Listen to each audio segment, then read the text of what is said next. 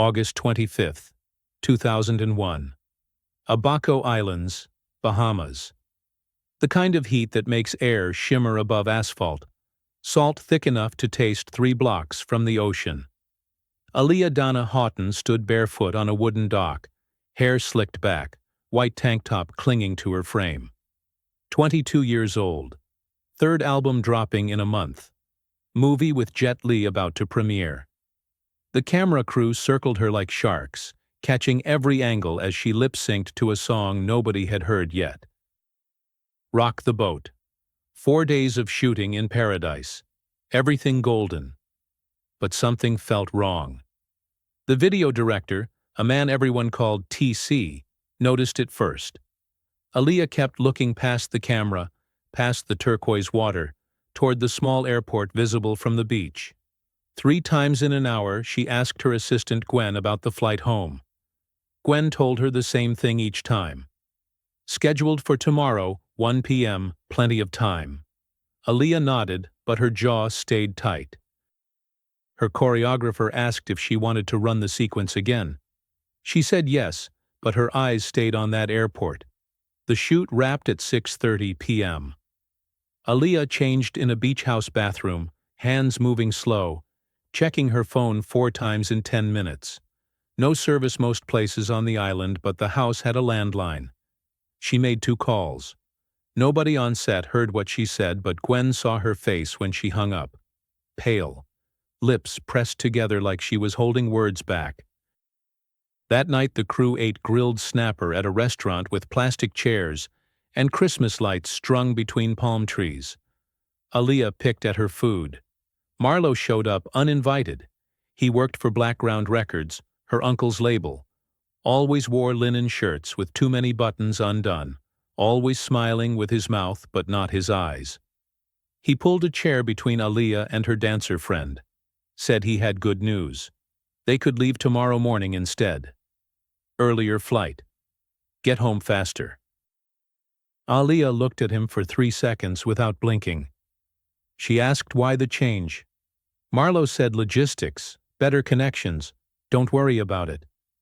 His hand touched her shoulder when he said it. She pulled away. Gwen remembered that moment later. The pulling away. How Aaliyah's voice dropped half an octave when she said she wasn't ready to leave yet. How Marlo kept smiling but his fingers drummed the table. Tap, tap, tap. He said the plane was already arranged, pilot confirmed, everything handled. Aaliyah asked what pilot. Marlo said a good one, experienced, nothing to worry about. That phrase again. Don't worry about it. Nothing to worry about. The dinner ended early. Aaliyah went back to her room and called her mother in Detroit. The call lasted 47 minutes. Later, her mother would tell investigators that Aaliyah sounded tired. Eager to come home, but tired. She mentioned feeling uneasy about something. When pressed, she couldn't explain what. Just a feeling. Her mother told her to trust her instincts. Aaliyah said she would. But the next morning, August 25th, became August 26th, and at 8:43 a.m., Gwen knocked on Aaliyah's door with news. The flight was moved up again, leaving at noon now. Marlo's orders. The plane was smaller than expected, a twin-engine Cessna, but it would be fine. Aaliyah sat on the edge of her bed, still in the clothes she slept in, and asked one question. Who else is going? Gwen rattled off names. 8 passengers plus pilot. Too many for the plane's normal capacity, but Marlo said it was handled. Equipment loaded already. Music videos always have heavy equipment. Cameras, lights, batteries, all of it waiting at Marsh Harbor Airport. Aaliyah looked out the window at palm trees swaying. She didn't say anything for a long time. Then she started packing. Marsh Harbor Airport sat on the edge of Abaco like an afterthought. Single runway cutting through scrub brush and sand. Terminal building no bigger than a convenience store. The kind of place where passengers walked across hot tarmac instead of through jetways, where luggage got weighed on bathroom scales, where nobody asked too many questions if you had cash. Aaliyah's group arrived in 2 vans at 11:30 a.m., 30 minutes before the rescheduled departure. The heat hit like a physical thing when the van doors opened. 103 degrees, humidity thick enough to drown in. Luis Cortez worked ground operations that day, had worked them for 6 years, knew every pilot who came through, knew their habits and their shortcuts, and which ones cut corners. He saw the Cessna 402 parked on the apron, saw the equipment already loaded, and his stomach dropped. He'd watched them load it an hour earlier. Cases of camera gear, lighting rigs, duffel bags stuffed with clothes and shoes. The plane sat low on its wheels, nose tilted up slightly like a dog begging. Too much weight. Anyone who knew planes could see it. Luis saw Kingsley Davidson climbing into the cockpit, watched him move, noticed the slight hesitation in his step, the way he gripped the doorframe too hard when he pulled himself up. Kingsley was 42 years old, had 1,500 hours logged, held a commercial pilot certificate that looked legitimate if you didn't check the dates too closely. His medical certification had expired 3 months prior. His drug test from 2 weeks earlier showed traces of cocaine metabolites, not enough to officially ground him but enough to raise flags if anyone bothered looking. Nobody bothered. Blackground Records hired him through a charter company that asked the right questions and accepted the wrong answers. Marlowe made the calls.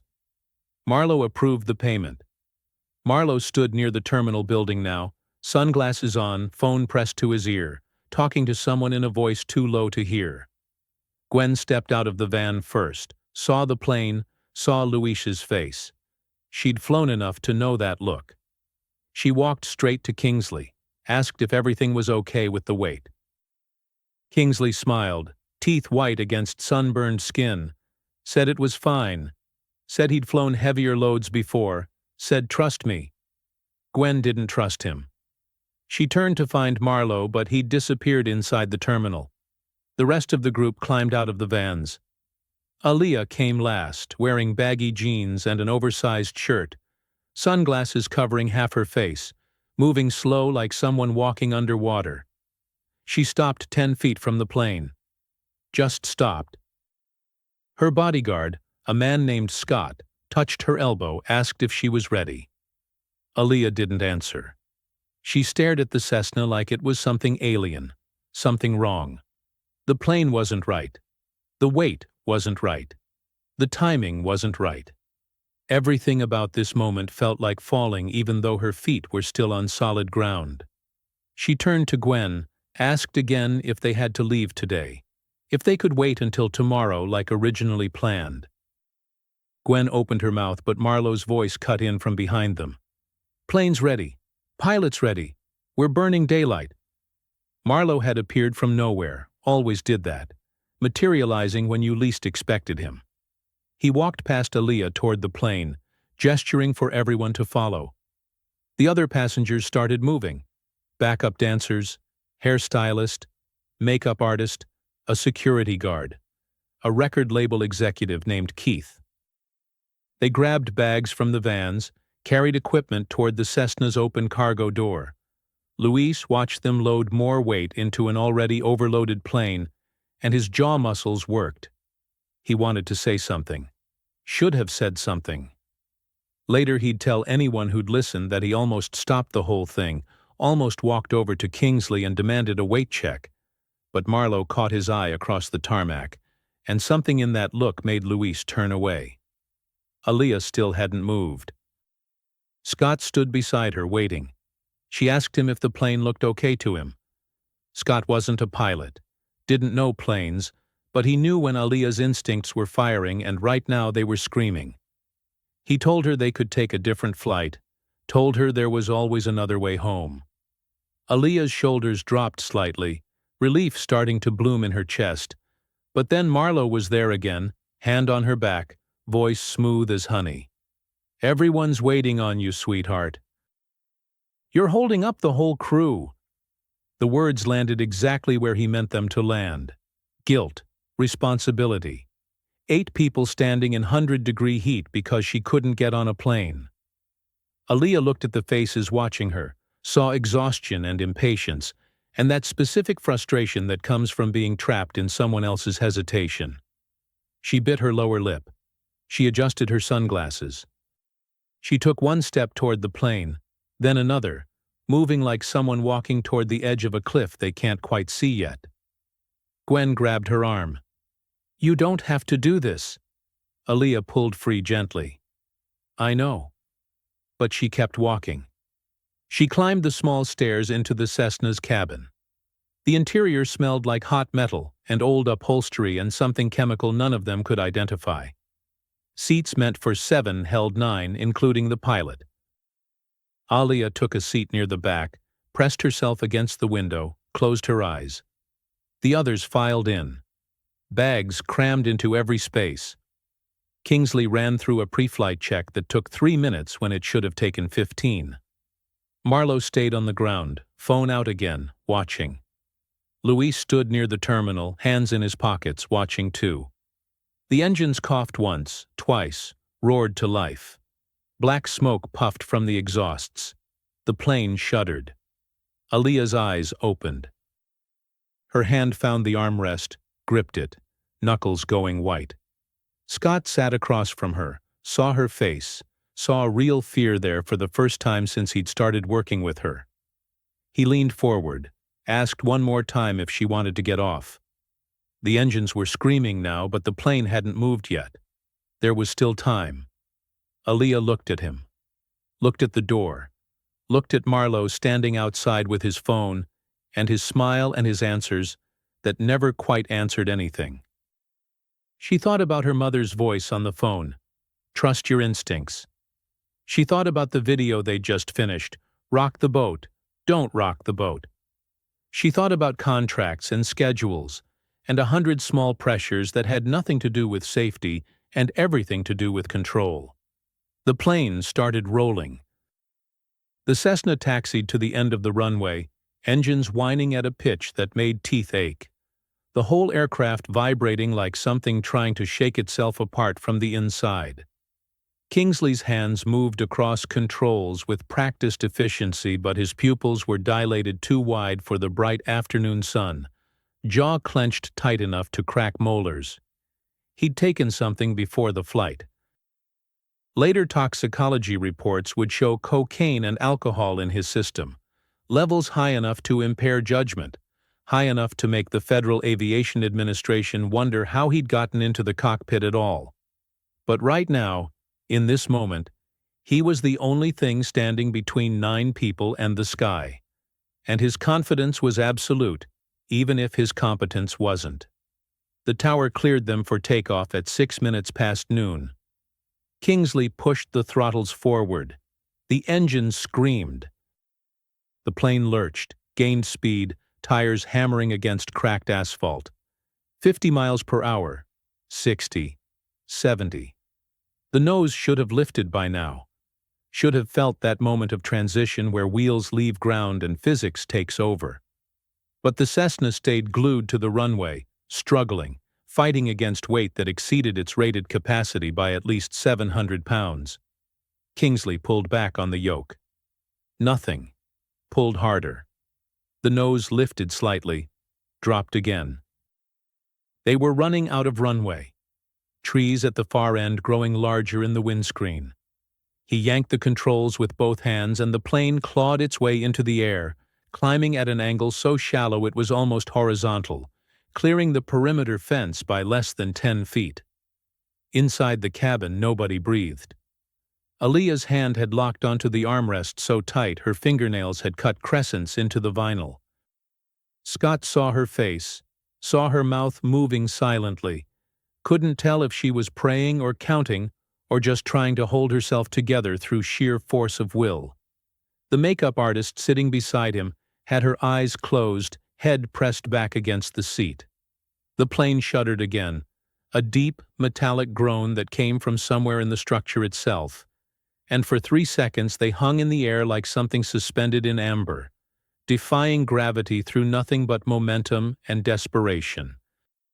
Then the left engine coughed. sputtered, lost power. The plane tilted, wings dipping at an angle that made stomachs drop and inner ears scream wrongness. Kingsley fought the controls, tried to compensate, but physics doesn't negotiate, and weight doesn't forgive.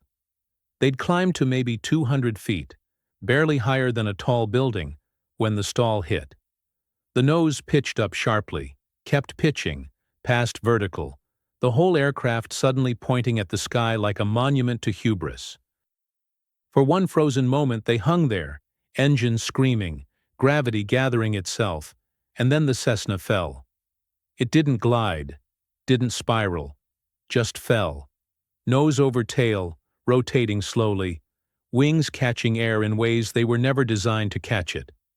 The ground rushed up, trees, sand, a dirt road. The plane hit at a 45-degree angle, traveling 120 miles per hour. Impacted so hard the landing gear ripped clean off. Fuel tanks ruptured. Metal shrieked as it tore itself apart across 50 yards of scrubland. The cockpit disintegrated on impact. The cabin folded like cardboard. Bodies thrown forward, restrained by seatbelts that held but couldn't stop the violence of deceleration. Couldn't stop heads from snapping forward and ribs from compressing, and organs from colliding with bone. The sound was enormous and brief, a crack like the world breaking, and then silence except for the hiss of escaping fuel and the tick-tick-tick of cooling metal. Luis heard the crash from the airport. Heard it and knew immediately what it was, that specific sound of catastrophic failure, and he ran. Ran across the tarmac toward the smoke rising beyond the tree line. Ran faster than he'd ever run in his life. Lungs burning, legs pumping, already knowing what he'd find but hoping desperately that he was wrong. Other people ran too. Airport workers, a maintenance crew, 2 pilots who'd been waiting for their own flights. They reached the wreckage 4 minutes after impact. 4 minutes that felt like 4 hours. The plane had carved a scar through the earth, debris scattered in a pattern that crash investigators would later map with horrifying precision. The fuselage had split into sections. The cockpit was unrecognizable. Kingsley's body still strapped in his seat, visible through the torn metal, obviously dead. Neck bent at an angle that made Luis turn away and vomit into the sand. The cabin section had rolled, settled upside down, cargo spilled everywhere. Cameras and lights and duffel bags mixed with twisted aluminum and shattered plastic. And bodies. 8 passengers. Some obviously gone, others frighteningly still. Luis heard a sound. A small sound. A breath. He dropped to his knees beside the wreckage, peered through a gap in the fuselage, saw movement. Aaliyah. She was there, trapped in the wreckage but moving, one arm free. Blood running down her face from a gash above her eyebrow. Her eyes were open, unfocused, but open. She was trying to speak, but her voice came out as a whisper too quiet to understand. Luis screamed for help, started pulling at the wreckage, metal cutting his hands, other people joining him, everyone grabbing twisted aluminum and trying to bend physics to their will. They got her out. Pulled her free of the cabin, laid her on the ground away from the fuel smell and the smoke that was starting to curl from the engines. She was breathing, shallow breaths, rapid. Her eyes tracked faces but didn't seem to recognize anyone. Blood soaked through her shirt, internal injuries, had to be. Luis pressed his hand against her neck, felt a pulse, thready but there. Someone was calling for an ambulance. Someone else was trying to find other survivors. The makeup artist was pulled out next, unconscious but breathing. Then Keith, the record executive, his leg bent wrong but his eyes open and screaming. Aaliyah's breathing changed. Got shallower. More labored. Her eyes found Luis's face, seemed to focus for just a moment, and her lips moved. He leaned close, ear next to her mouth, trying to hear over the chaos. She said something. One word. Soft as a prayer. He couldn't make it out. Asked her to repeat it. Her chest rose, fell, rose again with effort that looked like it took everything she had left. Then stopped. Just stopped. Luis's hand on her neck felt the pulse stutter, fade. He started compressions, counting out loud. 1, 2, 3, 4. Someone take over breathing. Someone help me. But her body was broken in ways that chest compressions couldn't fix. And everyone there knew it, even if nobody wanted to say it out loud. The ambulance arrived 14 minutes after the crash. 14 minutes. In a city it might have been 6. In the Bahamas, on an island with limited emergency services, 14 minutes was fast. But 14 minutes after massive trauma is an eternity. And by the time the paramedics loaded Aaliyah onto a stretcher and into the vehicle, her pulse was gone, her breathing was gone, her skin was the color of old paper. They worked on her anyway. Worked on her in the ambulance, worked on her at Princess Margaret Hospital in Nassau after a frantic helicopter transfer, worked on her for 47 more minutes, trying to restart a heart that had stopped somewhere between the wreckage and the sky. At 6:50 p.m. on August 25, 2001, doctors called it. Aaliyah Dana Houghton, 22 years old, dead from severe burns and a blow to the head, according to the official report. But everyone who'd been there, everyone who'd pulled her from the wreckage, knew she'd survived the initial impact, had been alive, had been breathing, had fought for every second until the injuries, and the time and the distance from proper medical care had taken what the crash itself couldn't. Back at Marsh Harbor Airport, Marlowe stood near the terminal, phone still in his hand, watching the smoke rise. Someone asked him what happened. He said he didn't know, said it was a tragedy, said nobody could have predicted it. His voice was steady, his hands were steady. He made 3 more phone calls before the police arrived to take statements, and by the time the sun set that day, he was on a commercial flight back to Miami, already gone before the questions got hard, already moving forward while 9 people stayed behind in ways that couldn't be undone. The official investigation began within hours, but the real questions wouldn't surface for years, buried under paperwork and jurisdictional disputes, and a family's grief that turned inward like a fist. The Bahamas Civil Aviation Department released their preliminary findings 6 days after the crash. Pilot error, overloaded aircraft, expired certifications, case closed with the efficiency of people who wanted the spotlight to move elsewhere as quickly as possible. But efficiency isn't the same as thoroughness, and some details refused to stay buried no matter how deep anyone tried to dig the hole. Dr. Marcus Reeves read the toxicology report 3 times before he understood what he was looking at. Reeves worked as an independent aviation safety consultant, hired by insurance companies to verify official findings, the kind of man who found discrepancies the way other people found loose change. Kingsley Davidson's blood showed 0.14% alcohol and cocaine metabolites, consistent with use within 12 hours of the flight. Standard procedure would have grounded him immediately if anyone had tested him before takeoff. But nobody had tested him. Nobody had checked his medical certificate. Nobody had verified his flight hours or his training or his history of 2 previous incidents involving questionable judgment and aircraft damage. Blackground Records had hired him through a charter company called Skystream Limited, a company that existed primarily on paper, registered in the Cayman Islands, with ownership structures so complex that tracing them required subpoenas nobody seemed interested in filing. Reeves called the lead investigator in Nassau, asked why Skystream hadn't been examined more closely. The investigator, a man named Richards, said it wasn't relevant to the cause of the crash. Pilot error was pilot error regardless of who hired him. Reeves asked about the weight discrepancy. The plane's maximum takeoff weight was 6,900 pounds. Witness estimates and cargo manifests suggested the actual weight at takeoff exceeded 7,500 pounds. Richard said estimates weren't facts. Reeves asked about the flight schedule changes. Why the sudden urgency to leave early? why Marlowe had pushed so hard for immediate departure. Richard said personal schedules weren't his department. Reeves asked if anyone had interviewed Marlowe extensively. Richard said Marlowe had given a statement. Reeves asked if he could see it. Richard said the investigation was closed. Simone Chen didn't believe in conspiracy theories, but she believed in patterns. And as an investigative journalist for a Miami alternative weekly, she'd learned to recognize when patterns emerged from noise. She started digging 3 weeks after the crash, started with public records and FAA databases and insurance filings.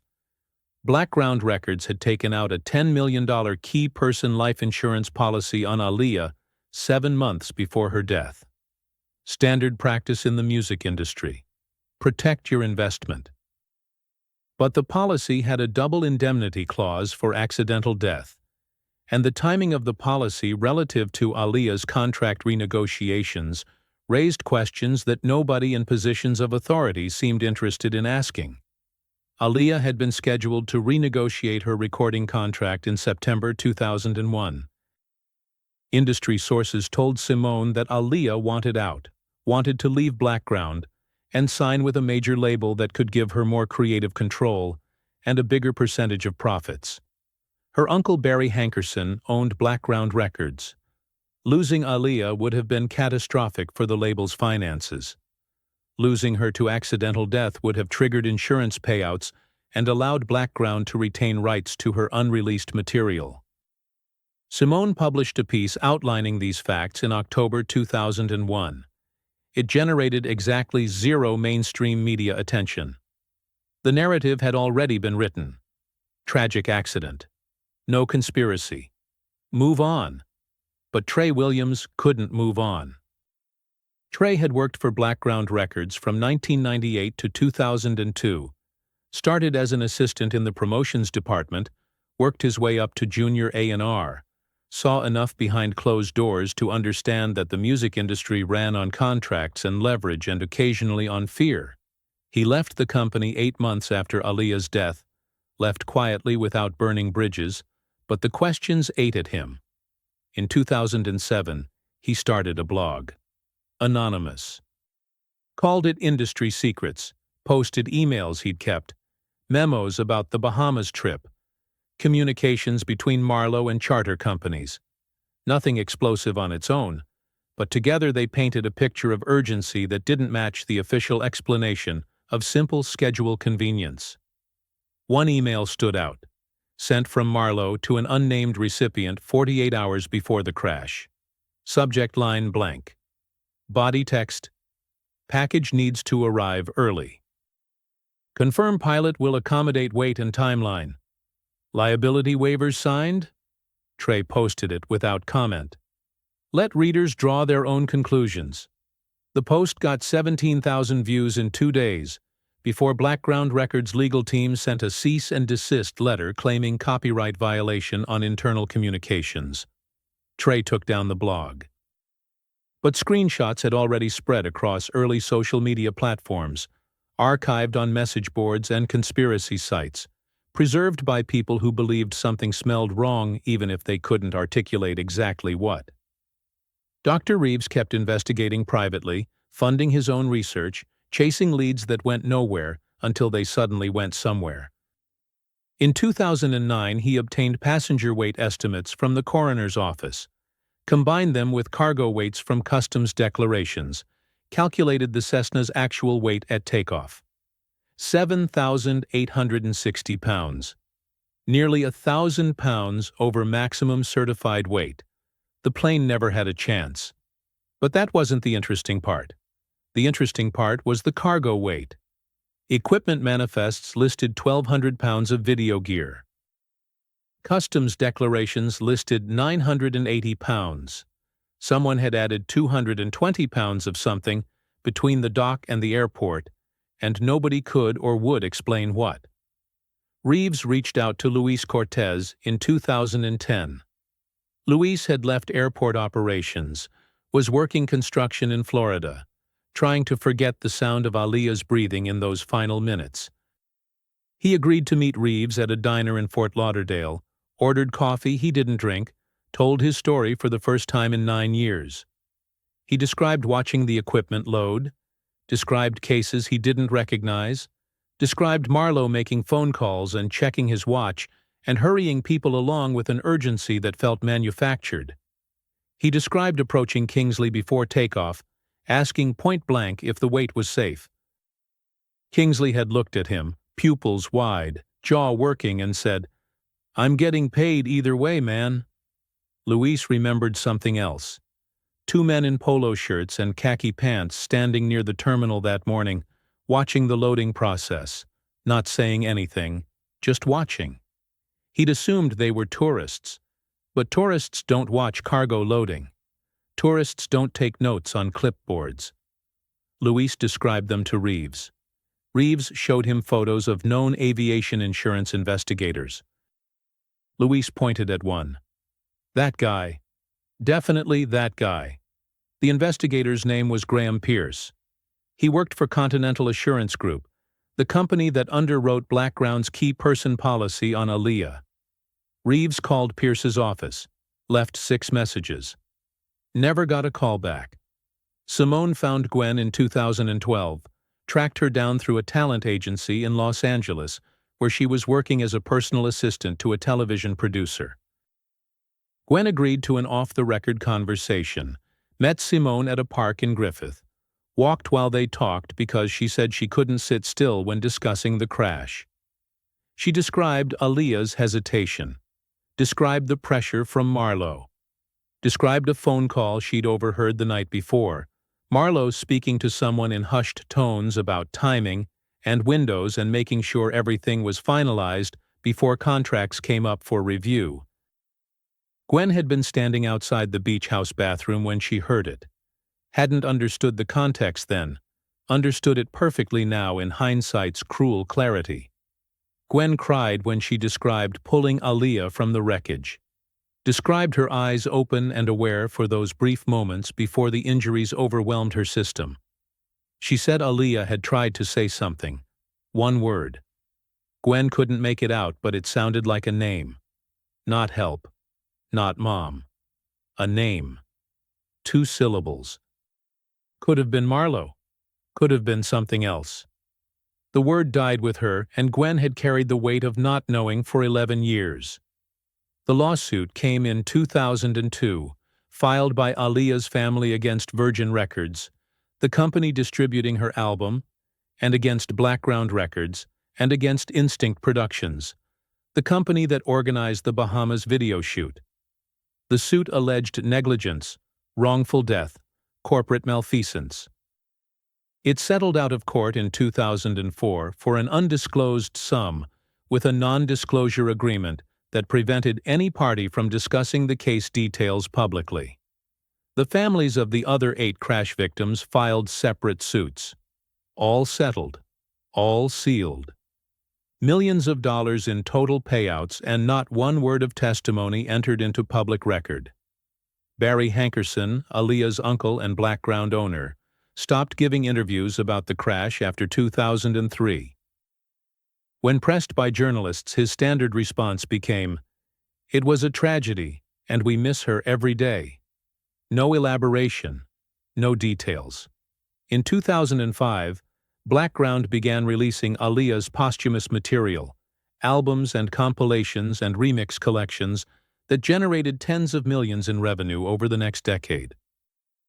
In 2012, the label entered a bitter dispute with Aaliyah's estate over music rights, a dispute that would keep her catalog largely unavailable on streaming platforms until 2021, 20 years after her death.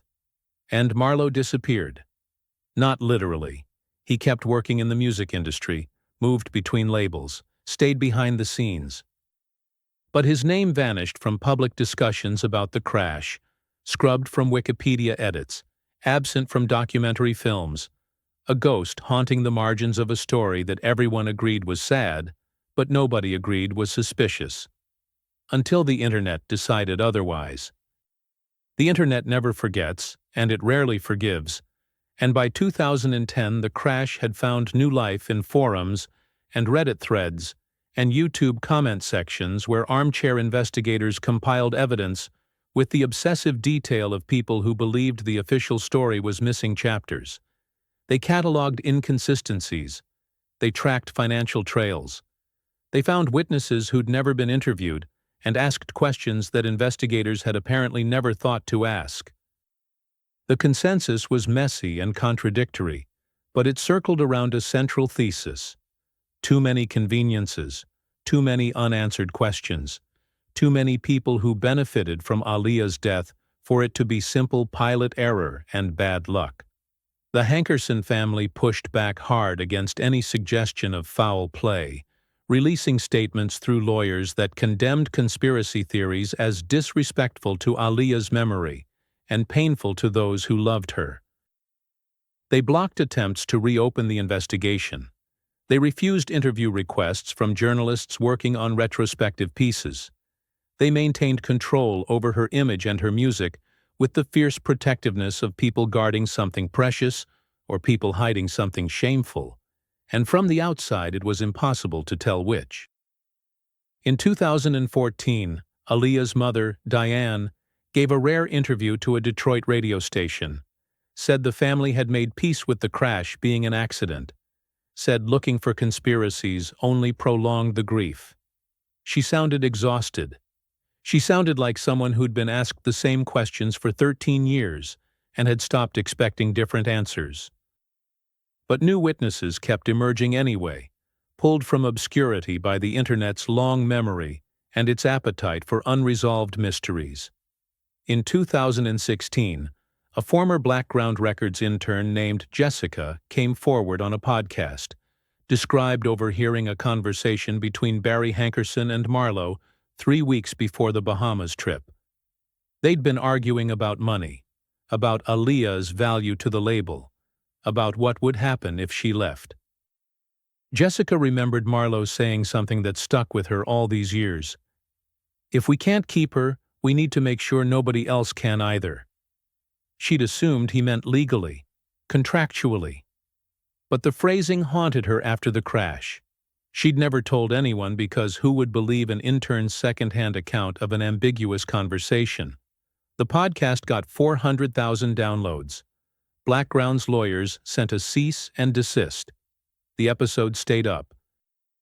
Caleb Morrison started his documentary project in 2018, crowdfunded through Kickstarter, raised $83,000 from people who wanted answers more than they wanted entertainment.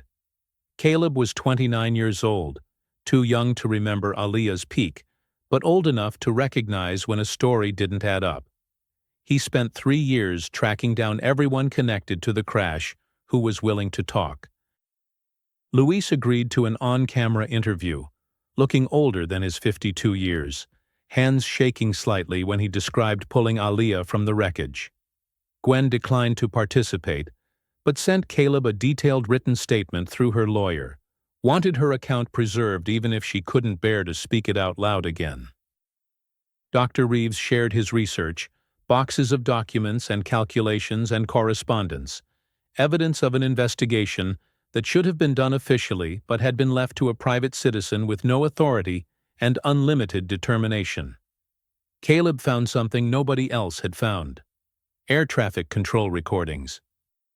The Bahamas Civil Aviation Department claimed the recordings from August 25, 2001 had been destroyed in a server failure in 2003, standard practice for non-commercial flights older than 2 years.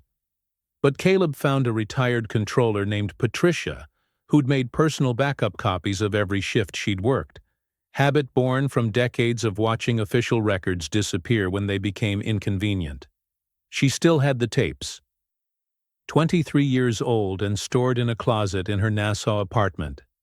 She gave them to Caleb with one condition: he had to play them exactly as recorded. No editing, no context manipulation. The recordings were mundane for the first 6 minutes. Standard clearances, weather updates.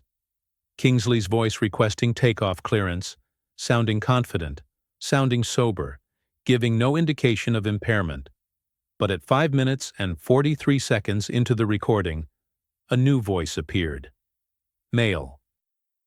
Unidentified. Speaking to someone off microphone but close enough for the tower to pick up. The voice said, "Confirmed departure. He knows the wait's bad, but he's committed." Patricia had flagged this in her notes at the time, asked her supervisor about it, been told it was probably another pilot talking to his co-pilot. But there was no other plane on the tarmac. Caleb had verified this through airport logs. The only aircraft moving during that window was Aaliyah's Cessna. Caleb tried to identify the voice, ran it through audio analysis software, compared it to recordings of Marlowe, of Barry Hankerson, of various background employees. The results were inconclusive but suggestive. 67% matched to Marlowe's vocal patterns. Not enough to prove anything in court, but enough to ask why he'd been in the control tower when he'd claimed in his official statement that he'd been in the terminal building at the time of takeoff. Caleb reached out to Marlowe for comment. Got no response. Reached out to Background Records.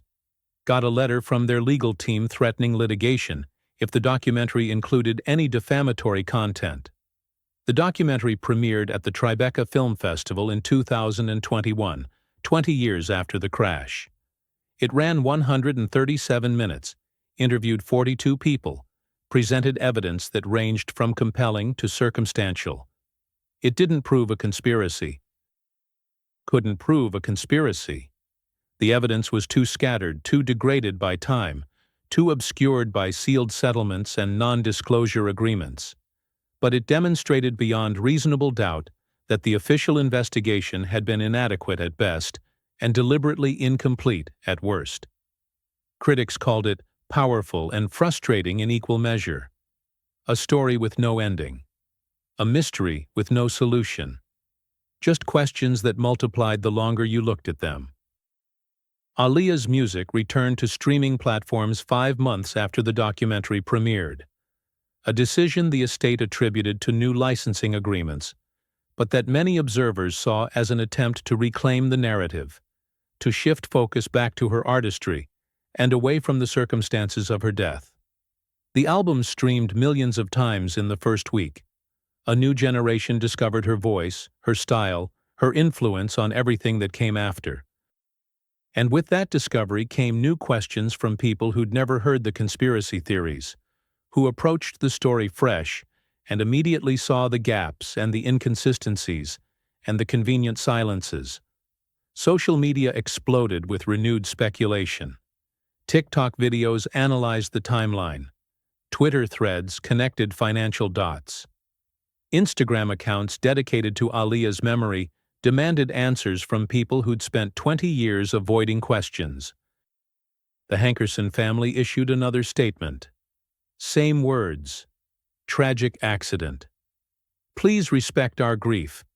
But the statement felt more defensive this time, less like mourning, and more like a wall being reinforced against an incoming tide. In 2023, a Freedom of Information Act request filed by a legal advocacy group forced the release of previously sealed FAA documents related to Skystream Limited, the charter company that provided Kingsley and the plane. The documents revealed that Skystream had been investigated twice before for safety violations, had been cited for inadequate pilot vetting and falsified weight records. The company had dissolved in 2002, 9 months after Aaliyah's crash. Assets transferred to a holding company in Bermuda. Ownership trail going cold. The documents also revealed something else. Skystream's primary investor from 1998 to 2001 had been a venture capital firm called Meridian Equity Partners. Meridian's largest client was Background Records. Dr. Reeves died in 2022, heart attack at age 73, still working on the case in retirement, still compiling evidence nobody in authority wanted to see. His family found boxes of research in his home office, decades of work, and donated them to the National Transportation Safety Board with a letter requesting the investigation be reopened. The NTSB acknowledged receipt. No further action was taken. Simone Chen published a book in 2024, Crash, The Death of Aaliyah, and the Questions Nobody Wants to Answer. It spent 6 weeks on the New York Times bestseller list. Blackground Records declined to comment for the book. Barry Hankerson declined to comment. Marlowe couldn't be reached for comment because he'd moved to Dubai in 2023, far from subpoenas and uncomfortable questions. And the truth, whatever it is, remains locked behind sealed settlements and missing recordings and witnesses who've learned that speaking up brings lawyers faster than it brings justice. Maybe it was exactly what the official report said. Pilot error, overloaded plane, tragic accident. Maybe everyone who sees conspiracy is just unable to accept that sometimes bad decisions and worse luck align to create catastrophe without malice. Or maybe the people who benefited from Aaliyah's death, who collected insurance money and retained music rights, and avoided contract renegotiations, knew more than they've ever admitted. Maybe the urgency to leave early was manufactured. Maybe the pilot was selected specifically for his willingness to ignore safety protocols. Maybe someone in that control tower knew the plane was overweight and let it take off anyway. The only certainty is this: 9 people died because a plane that should never have left the ground was pushed into the sky anyway, and the people who made that decision faced no criminal charges, paid settlements that bought silence, and continued their careers while families buried their loved ones and spent 2 decades trying to understand why. Aaliyah was 22 years old. She had a movie career beginning. She had albums in her future. She had decades of music still inside her. She had instincts screaming that something was wrong, and she got on the plane anyway, because everyone around her said it was fine, said trust us, said don't worry about it. She worried anyway. She was right to worry, and it didn't save her.